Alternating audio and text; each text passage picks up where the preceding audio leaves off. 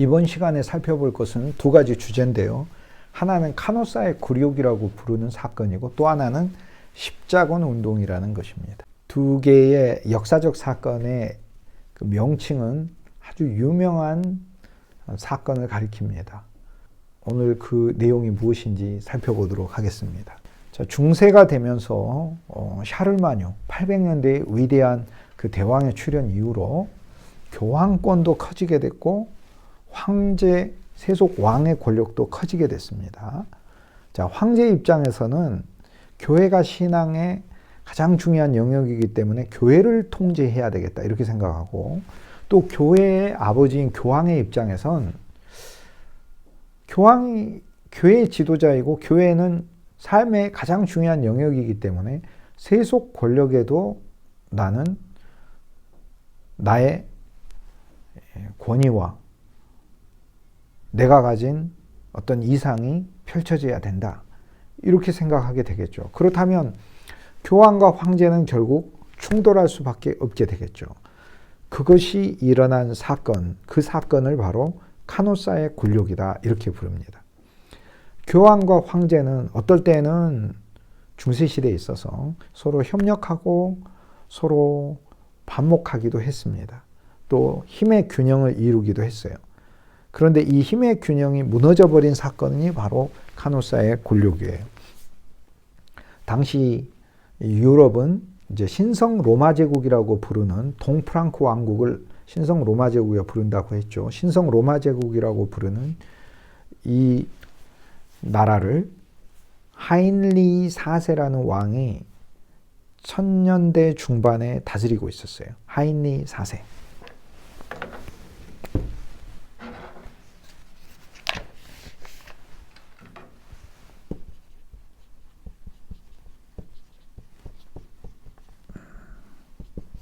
젊은 황제였는데요. 그는 교회는 황제인 내가 통치할 거야 이렇게 이야기를 합니다. 그런데 단순히 교회는 중세시대 때 교회만이 아니라 교회는 건물도 있지만 사람들이 그 속에 있죠. 그 다음에 주교가 임명이 되면서 권력을 갖는 자리들이잖아요. 주교. 그러니까 황제가 주교들을 임명하면 부하들이 많아지게 돼요. 그리고 교회가 소유한 재산이 또 엄청나요. 당시에 교회가 소유한 토지나 이런 유산들이 어마어마했습니다. 그리고 교회가 한두 교회가 아니에요. 유럽에 수만 개니까. 결국 이 교회에 대한 주도권을 누가 갖느냐? 황제가 갖느냐? 교황이 갖느냐?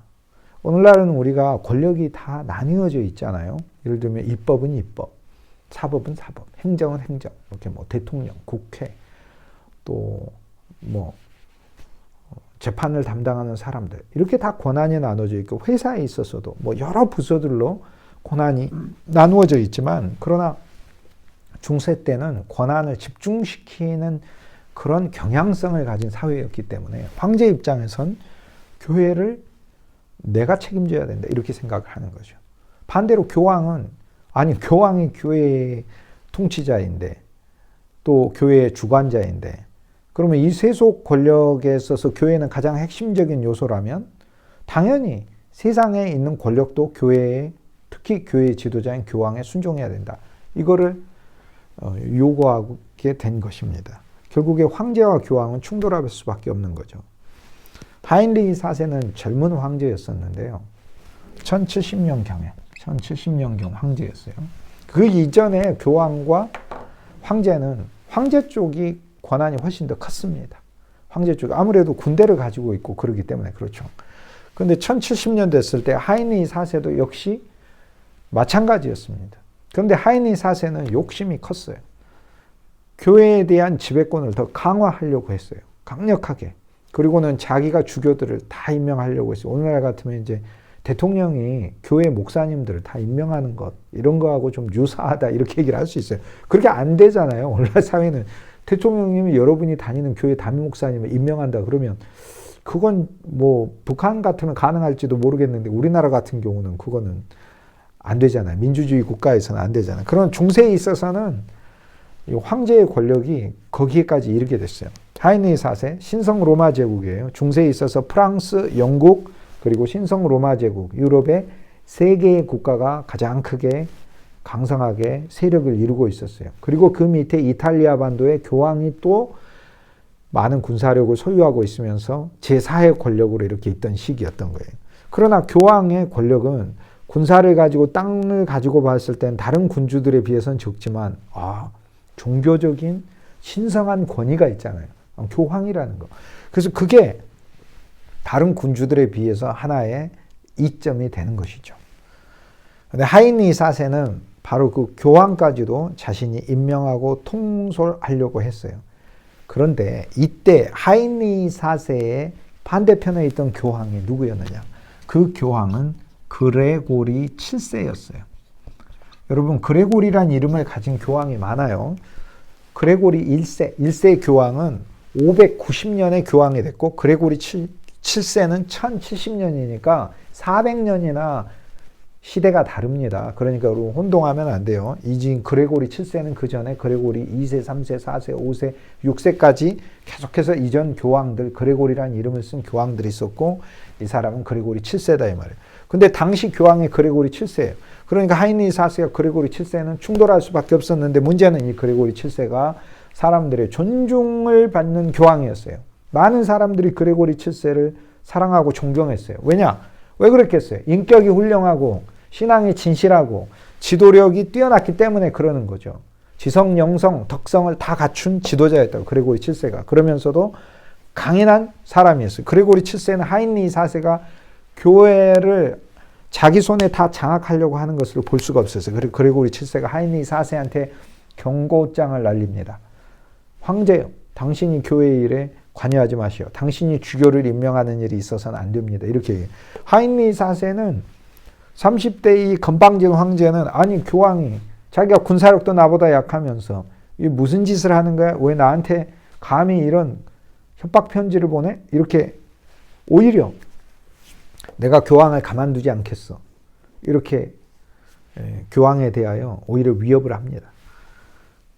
하인리 4세가 그레고리 7세한테 내가 언제든지 군대를 이끌고 가서 당신을 제거해 버릴 수 있어 하면서 계속해서 교황을 협박을 해요.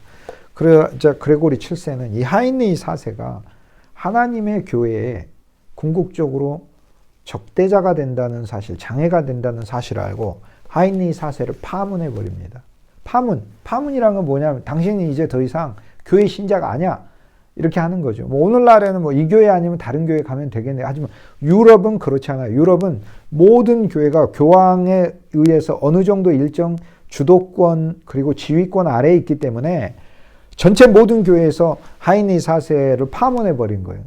그러면 교회에 출석만 못하는 게 아니라 하인리 4세의 모든 가족들은 아이들이 태어나도 가족도 못 다니고요.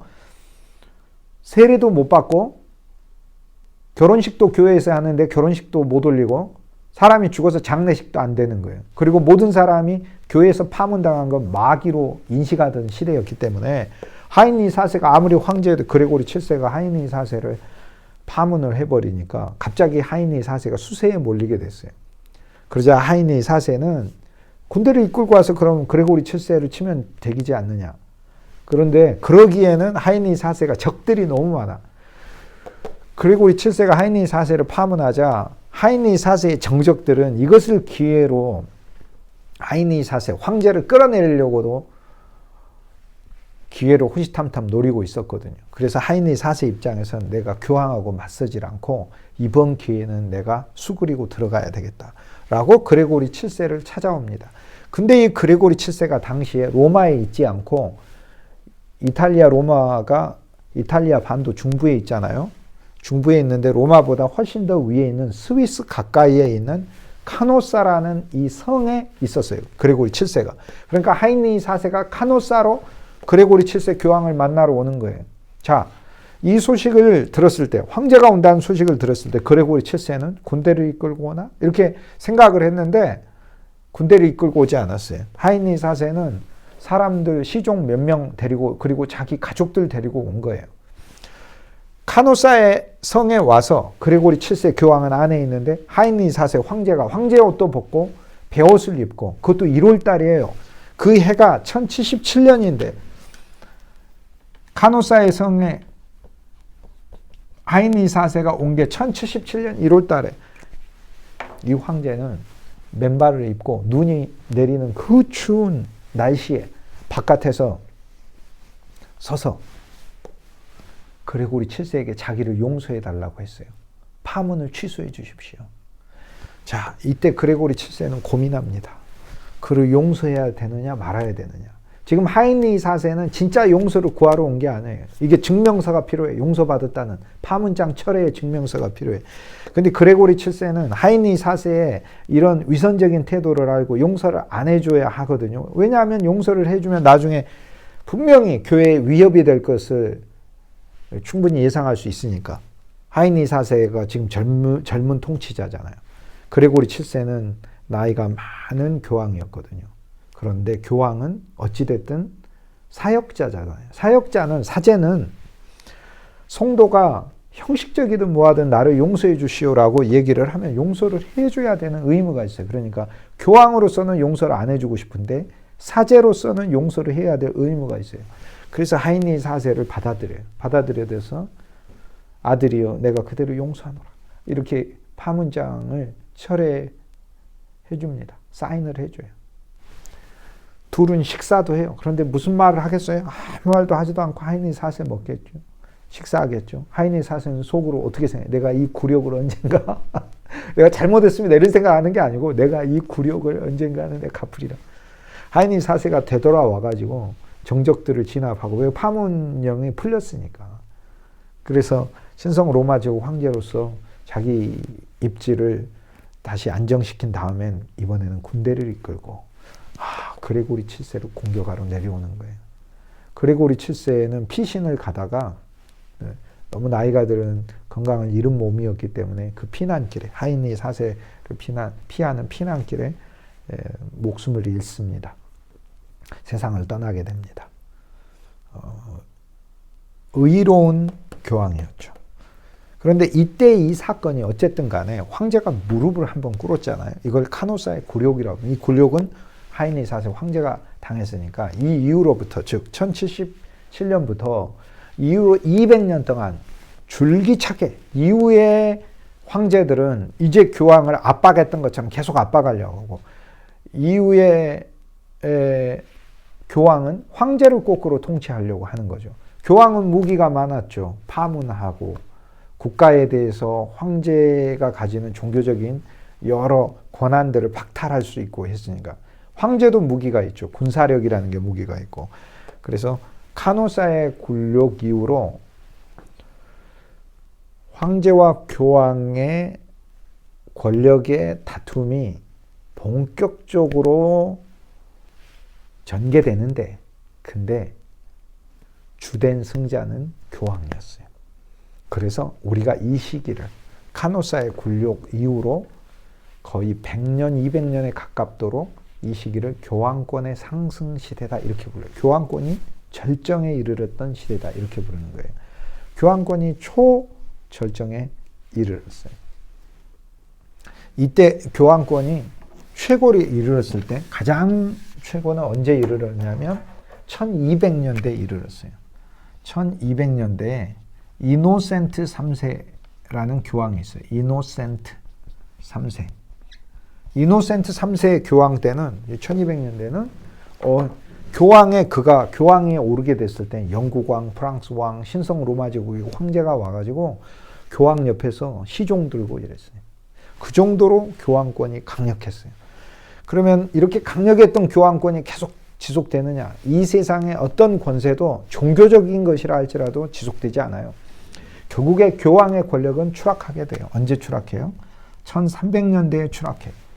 보니페이스라는 이름을 가진 교황이 있는데 이 보니페이스 8세 교황은 오히려 황제하고의 싸움에서 이때는 프랑스 국왕하고 필립이라는 이름을 가진 프랑스 국왕이랑 갈등이 벌어졌는데 오히려 교황이 국왕에 의해서 구타를 당하고 권한을 다 뺏겨버리고 폐위가 되고 그렇게 돼요. 그래서 교황권이 오히려 추락하게 됩니다. 이 이후로는 1300년대에 있어서는 프랑스가 오히려 교황을 임명하게 돼요. 그리고는 거꾸로 프랑스는 프랑스 아래 남부에 아비뇽이라는 도시가 있거든요. 아비뇽이라는 도시가 있는데 이 아비뇽이 아주 중세의 분위기를 그대로 소유하고 있는 유럽의 몇 안 되는 아주 아름다운 도시 중에 하나예요. 짤츠부르크, 아비뇽 뭐 이런 도시들이 너무나 이 세계적으로 아름다운 도시다 이렇게 얘기할 수 있어요. 중세의 분위기를 그대로 가지고 있는 양대 도시죠. 유럽을 여행하면 반드시 가봐야 될 도시 중에 하나죠. 지금은 영화제로도 유명합니다. 아비뇽이라는 도시가. 이 아비뇽에다가 교황의 궁궐을 만들고 아예 자기가 프랑스 국왕이 나중에는 교황을 임명해요. 자, 카노사 때는 프랑스가 아니라 신성 로마 제국 황제가 무릎 꿇었는데 그로부터 200년이 지나 1300년 되는 이번에는 프랑스 국왕이 교황을 오히려 임명하면서 교황권보다 위에 있게 돼요. 그래서 교황권은 1300년대에 이르러서 급격히 추락을 해버립니다. 자, 다시 정리하면 카노사의 굴욕은 교황권이 황제를 무릎 꿇린 최고의 권력으로 들어서는 순간이다. 그리고 1200년대에 있어서는 울트라 슈퍼 절정의 시기를 거쳐 1300년대에 있어서는 오히려 교황권이 추락을 한다. 이렇게 얘기를 할 수 있어요. 자, 우리가 중세 시대는 뭐 교황의 시대다 이렇게 부르지만 중세 1000년 동안 다 교황이 왕 노릇하고 최고 권력자 노릇을 한 건 아니고 그 1000년 중에서 한 200년 정도 교황의 권력이 컸다. 이렇게 얘기를 할 수 있습니다. 이 이후로는 교황의 권력은 극히 미미해지고 그리고 교황의 자리가 종교적인 목자의 자리, 성도들의 영적인 신앙생활을 인도하는 그런 존경받는 자리가 아니라 정치에 의해서 유력한 귀족 가문이 교황 직위를 서로 경쟁하게 되는 그런 노림의 자리가 돼버렸어요. 그러니 누가 교황을 존경하겠어요? 1300년대 이후로는 교황을 존경하지 않습니다. 그리고 존경할 만한 교황도 나오지가 않습니다. 그러면 사람들은 어떻게 생각하겠어요? 아, 교회가 이래서 되는가? 교회를 개혁해야 되겠다. 신앙의 지도자들 수준이 이 정도인가? 이렇게. 심지어 나중에 어떤 교황까지 나오냐면 가장 파렴치한 교황. 그냥 뭐 교회는 아예 다니지도 않는 사람이 교황이 되기도 하고 성경을 읽어본 적도 없는 사람이 교황이 되기도 하고 그래요. 나중에. 사기꾼이 교황이 되기도 하고 그랬습니다. 그런 비극까지 벌어지게 돼요. 신앙의 엄청난 하락. 자, 우리가 여기서 살펴야 될 것은 중세에 있어서 교황권은 카노사의 굴욕으로 상승했다가 이노센트 3세의 절정에 이르르고 그로부터 100년이 지나 보니페이스 8세 때는 후퇴하고 더 이상 존경받는 신앙의 지도자상을 유지하지 못하게 됐다. 그렇다면 교회는 어떻게 돼야 되겠어요? 개혁돼야 되겠죠. 그래서 나중에 개신교회가 나오게 되는 것이죠. 자, 이제 또 하나 사건을 저희가 보도록 할게요. 카노사의 굴욕이 벌어지던 1077년 바로 그 시기에 유럽은 내적으로는 황제와 교황의 다툼이 있었는데 외적으로는 이슬람과의 문제가 심각한 문제였어요. 왜냐하면 이슬람은 중단 없이 계속해서 확장되고 유럽을 공격해 왔기 때문에 그래요. 여러분, 이 유럽과 이슬람은 아랍 지역에 있던 이슬람 세력의 대결은 거의 1000년간에 걸쳐서 계속해서 지속됐었는데요. 실은 이슬람이 지속적으로 계속 유럽을 공격해 왔어요.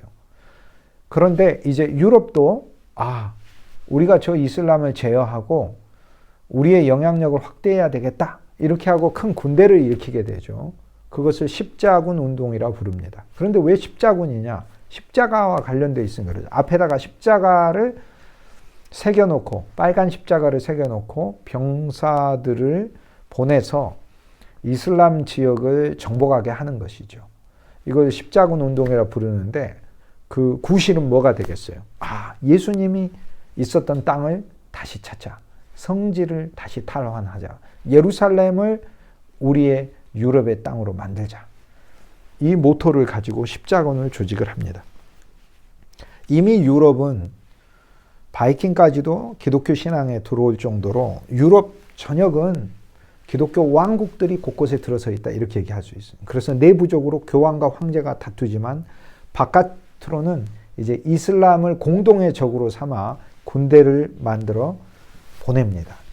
이 십자군이 처음 보내진 것은 그냥 쉽게 여러분이 1100년이다 이렇게 외우면 좋을 것 같아요. 실은 여기서 마이너스 1을 해서 1099년에 첫 십자군 군대가 이슬람 지역으로 지금의 예루살렘을 탈환하기 위해서 보내지는데, 그러나 그냥 여러분은 1100년 이렇게 알고 있으면 되겠어요. 1년의 오차지만 1년의 오차는 괜찮아요. 1099년이나 1100년이나. 십자군의 군대는 약 200년 동안 계속 파송됐는데 큰 전쟁은 8번 있었어요. 그래서 이것을 1차 십자군, 2차 십자군, 3차 십자군 이렇게 해서 8차 십자군까지 있었다. 이렇게 이야기를 합니다. 자, 십자군 운동은 8차 대전이 있었다는 거예요. 즉 8차의 파견이 있었어요. 그런데 8번 파견을 해서 뭐 그 파견마다 중간에 이 인터벌이 있습니다. 10년, 20년 이렇게 중간에 들어가 있는 경우도 있어요. 성공한 것은 사실상 첫 십자군 때예요. 첫 십자군 때 파송해서 예루살렘을 탈환합니다. 예루살렘을 탈환해서 한동안 유럽이 예루살렘을 장악을 하지만 다시 이슬람 세력에다가 잃어버리게 됩니다. 이때 이 이슬람은 이제 투르크족이 있었고 또 이집트 이슬람이 유럽을 대항해서 싸웠는데요. 유럽은 프랑스, 신성 로마 제국, 독일 지역, 그리고 영국 이런 군주들이 군대를 이끌고 강력한 군대죠. 이슬람을 공격을 했습니다. 하지만 사실 첫 번째에서 성공하고 나머지 십자군들은 성공하지 못합니다. 이건 유럽이 경제적으로도 어려워지니까 관심을 바깥으로 끌려고 하는 것도 있고, 또 한면에서 이슬람을 무찌릅시다 라고 하면서 교황이 이 유럽 사회의 중심이 되기 위해서 정치적으로 선동하고 있는 그런 측면도 들어있고요. 또 가난하고 힘든 많은 유럽의 백성들이 이슬람을 무찌르고 저 중동 지역에 우리의 영토를 가질 수 있고 그곳에 우리나라를 세울 수 있다. 그런 생각도 갖게 되었습니다. 그 가운데서 이 십자군 운동은 많은 우를 범했어요. 이슬람을 공격하기보다 같은 비잔틴 제국에 있는 크리스찬들을 같은 기독교 세력을 공격하는 그런 비극도 일어났고, 십자군이 명예스러운 그런 행동을 한 것만은 아니었어요. 하지만 그럼에도 불구하고 이 십자군은 유럽을 향해 중단 없이 400년 동안 계속해서 공격해 왔던 아랍 이슬람, 아바스 이슬람, 셀주크 이슬람, 오스만 이슬람이라고 하는 이슬람 안에서 왕조가 이렇게 계속해서 바뀌게 됩니다. 이 이슬람을 제어하고 막아서는 강력한 방패로서의 기능을 한 것이죠. 십자군 운동이. 십자군 운동은 영웅들도 많이 등장했습니다. 이것을 주제로 해서 책도 무수히 쏟아졌고 영화도 만들어졌는데, 예루살렘을 두고 양쪽에서 전쟁을 벌이는 이야기가 유명한 킹덤 오브 헤븐이라는 영화가 있어요. 킹덤 오브 헤븐, 하늘의 나라, 천국이란 뜻이죠. 킹덤 오브 헤븐, 영화 보시면은 정말 재밌어요. 십자군에 대해서 잘 알 수 있는 영화예요. 1차 십자군은 실패하고 1차 십자군으로부터 거의 100년 정도 지나서 이번에는 영국의 왕 리차드가 십자군을 이끌고 이스라엘 땅으로 옵니다. 그런데 이슬람에게는 명장이 있었어요. 아주 뛰어난 장수가 있었는데 살라딘이라는 이름을 가진 장수예요. 살라딘. 이슬람의 최고 장수 살라딘이 십자군을 물리칩니다. 그래서 지켜냅니다. 이 이집트 장군 살라딘이 이슬람을 대표해서 십자군 운동에 있어서 이슬람의 가장 유명한 장군이죠. 또 이슬람 세력과 전투를 벌일 때 살라딘은 이제 명예롭게 전투를 벌였어요. 비겁한 그런 술책을 쓰는 일반적인 이슬람과는 달랐다고 전승에 알려져 있습니다. 그래서 이집트 장군들 중에서 가장 존경받는 인물이다 이렇게 얘기할 수 있습니다. 자, 1100년 이후로 오늘 우리가 살펴봤던 주제 두 가지였죠. 교황권이 상승했다가 절정에 이르고 무너졌다. 그리고 동시에 유럽 내부에서는 교황과 황제가 다퉜지만 바깥으로 이슬람에 대해서 이제는 유럽이 군대를 강력하게 조직해서 십자군 운동을 일으켰다. 근데 십자군 운동 몇 번이 있었어요? 8번이 있었는데 성공 몇 번 했죠? 첫 번째 십자군만 성공하고 나머지는 사실상 큰 승리를 거두지 못합니다. 그래서 이스라엘 땅을 회복을 못합니다. 잠깐 동안 한 80년 동안 차지를 하고 다시 1200년대가 돼선 살라딘에 의해서 예루살렘을 넘겨주게 되고 이슬람 땅 거의 전역을 넘겨주게 되고요. 그곳에 유대인들이 다시 살게 되는 것은 공식적으로 이게 부락을 만들고 그리고 나중에 국가까지 짓게 되는 그런 결정적인 큰 유입이 있게 되는 것은 1900년대에 이르러서야 이 땅에 유대인들이 오게 되니까 십자군 운동에 있어서도 유대인들이 그곳에서 자기네 나라를 구성하고 살 수 있는 그런 환경은 아니었다라는 걸 알 수 있어요. 오히려 정치적으로 많은 그런 요인들이 작용해서 일어난 운동이다. 유럽의 교황의 권위를 높이기 위해 또 사회 경제적인 요인으로 일어났다 이렇게 얘기할 수 있습니다. 십자군 운동, 우리가 만약에 800년 전에 그 시대의 유럽에 있었으면 아마 저와 여러분도 십자군 운동에 알게 모르게 직간접으로 분명 관련되었을 거예요. 십자군 병사가 된 사람도 있었겠고 뭐 반대하는 사람도 있었을지도 모르겠고 십자군 운동을 후원하는 사람도 많이 있었겠죠. 십자군 운동은 두 가지 면에서 큰 잘못이 있습니다. 첫째, 예수 그리스도의 복음을 총칼로 전하려고 하는 게 잘못이에요. 그리스도의 복음은 총칼로 전하는 거 아니에요. 무력으로 전하는 거 아니에요. 그 첫 번째. 두 번째, 거룩한 땅 성지라는 것은 물론 우리가 예루살렘을 성지라고 부르지만 이 땅을 가리키지 않습니다. 진짜 거룩한 땅은 주 예수님이 우리를 위해 만들어 놓으신 영원에 있는 땅이에요. 그 땅이 우리의 땅이에요. 우리는 그 땅으로 들어가는 거예요. 우리는 이 세상에는 어떤 땅도 실은 주님을 믿기 때문에 우리가 거룩한 땅이다 이렇게 부르지, 진짜 거룩한 땅은 하나님이 마련하신 새 예루살렘이에요. 새 하늘과 새 땅에 있다고 하잖아요. 그 땅이 따로 있어요. 그리고 또 하나 거룩한 땅은 이스라엘만 거룩한 땅이 아닙니다. 물론 예수님이 육신의 예수님이 그곳에서 태어나셨지만 지금 주 예수님은 부활해서 저와 여러분의 심령에 살아있어요. 그러니까 저와 여러분이 믿음을 가지고 우리가 살고 있는 이 나라, 이 땅이 또 거룩한 땅이에요. 여러분의 가정, 여러분의 심령, 여러분의 일터, 앞으로 여러분이 섬기게 될 교회, 그곳이 바로 거룩한 땅인 거예요. 십자군 운동은 거룩한 땅의 의미를 잘못 알고 있었어요. 그럼에도 불구하고 그들은 신앙이 삶의 가장 중요한 항목이요, 요인이었던 사람들이었어요. 오늘날처럼 신앙이 장식이거나 그런 하나의 자기 삶의 취미처럼 여겨지는 그런 시대에 살았던 사람들은 아니었어요. 그렇기 때문에 십자군 운동을 또 맹목적으로 비난하는 것도 그것도 교만한 생각입니다. 어쨌거나 이 역사의 흐름을 통해서 오늘 우리들도 영적인 십자군이 되었으면 좋겠어요. 총칼을 드는 십자군 말고요. 사랑의 십자군, 섬김의 십자군, 겸손한 십자군, 그리고 그리스도의 땅을 보이는 땅이 아니라 보이지 않는 땅을 회복하는 그런 십자군이 되었으면 좋겠습니다.